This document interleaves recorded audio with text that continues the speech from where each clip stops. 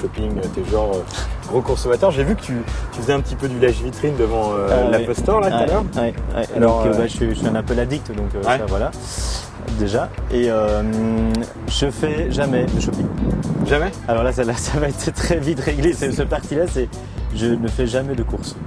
Jamais de courses? Je déteste. Alors, tu fais quoi? Tu fais tout sur Internet? Non, je n'achète rien. Bon, bah, quand tu dois faire tes courses pour manger, tu fais quoi? C'est simple, je m'arrange entre guillemets pour toujours vivre avec des restaurateurs. Et voilà, j'ai cette chance de toujours vivre avec des gens qui m'ont toujours fait qui font la cuisine et qui le font bien et qui même en font leur métier. Donc voilà.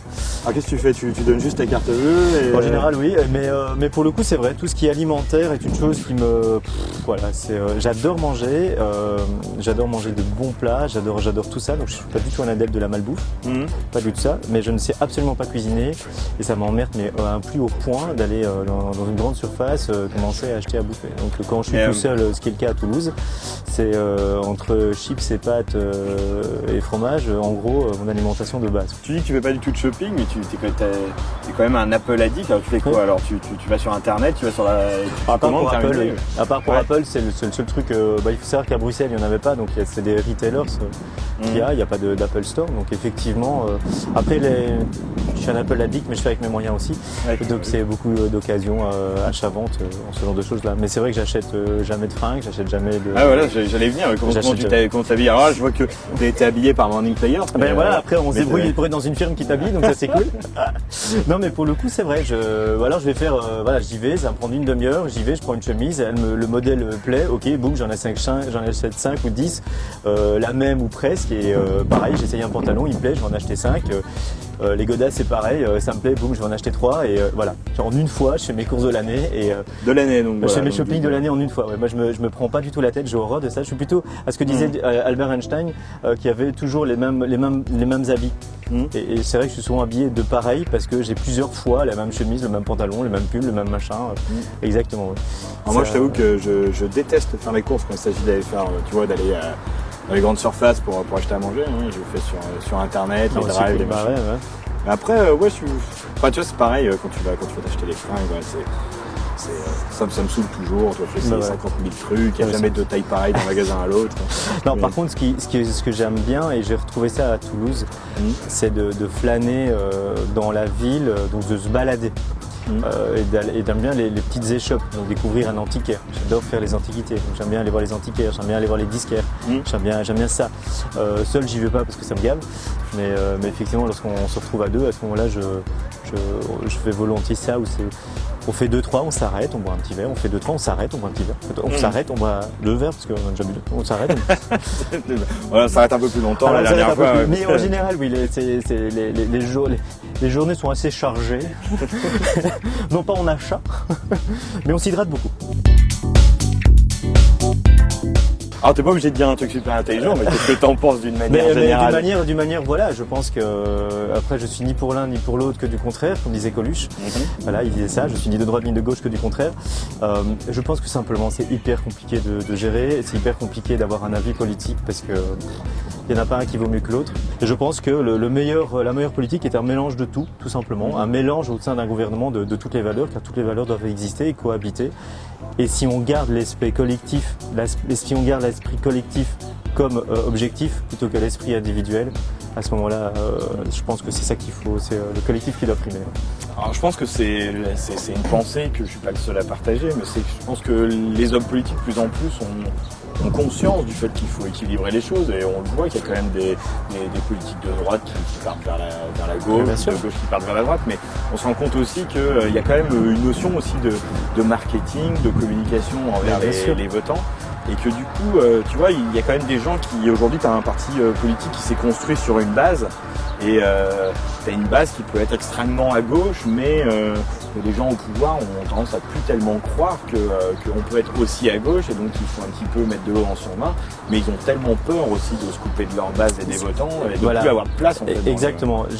Après, c'est compliqué. Si tu regardes l'histoire, la gauche a apporté quand même pas mal de choses, en bien, en mal, peu importe, je juge pas du tout, mais c'est vrai que ça a été une avancée. pensée.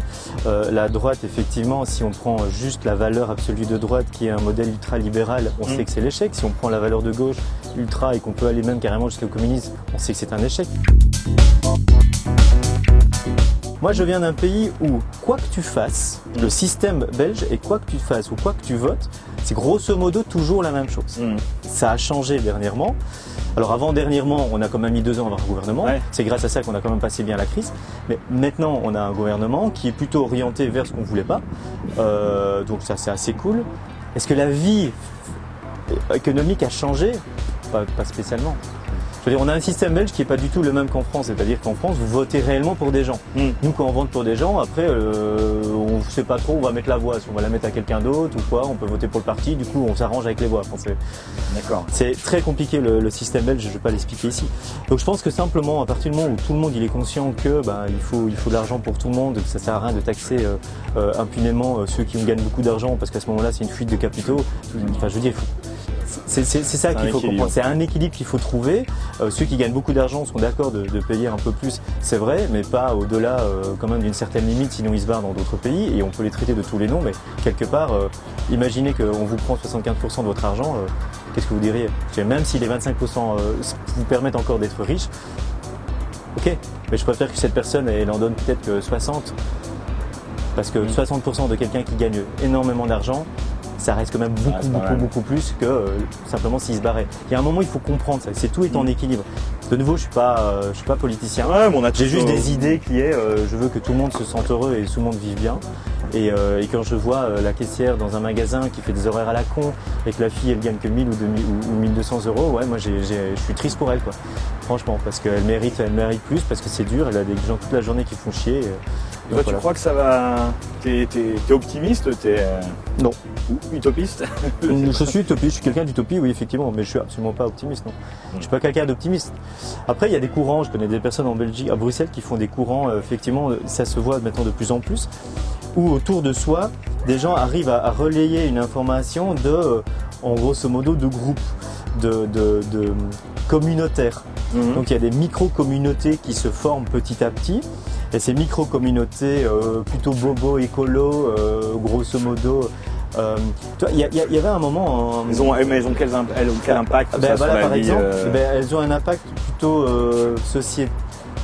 social quelque part. Il y avait par exemple, t'arrivais, ils avaient organisé ça en spot, t'arrivais, tu mettais tes vêtements. Donc il y avait un endroit, tu mettais tes vêtements et tu pouvais t'en mettre un, tu pouvais en prendre un. Ou t'en mettais pas et tu pouvais en prendre un. Donc le retour du troc, un peu. Le retour du troc. C'est à un moment, oui, pourquoi pas. Ou pourquoi pas. Je veux dire, il faut. J'ai un jour été porter des vêtements comme ça que je me débarrassais parce que j'en voulais plus, tout simplement. Ou disons que ma forme physique me permettait plus de rentrer dans certains de ces vêtements. Et donc du coup j'ai été ce que vous appelez je pense des fripiers en France, un truc pareil à Bruxelles. Je suis arrivé, les gens ils ont dit ah ouais mais non ça semble vieux. Je dis ça a 5 ans, c'est bon quoi, c'était nickel, encore impeccable. Oui mais non c'est pas. Je dis mais attendez, je prends tout, si vous voulez pas les donner aux pauvres en direct, moi je vais faire votre boulot. Et j'étais moi-même les donner, je dis à un moment attends c'est quoi cette affaire? Même là on trouve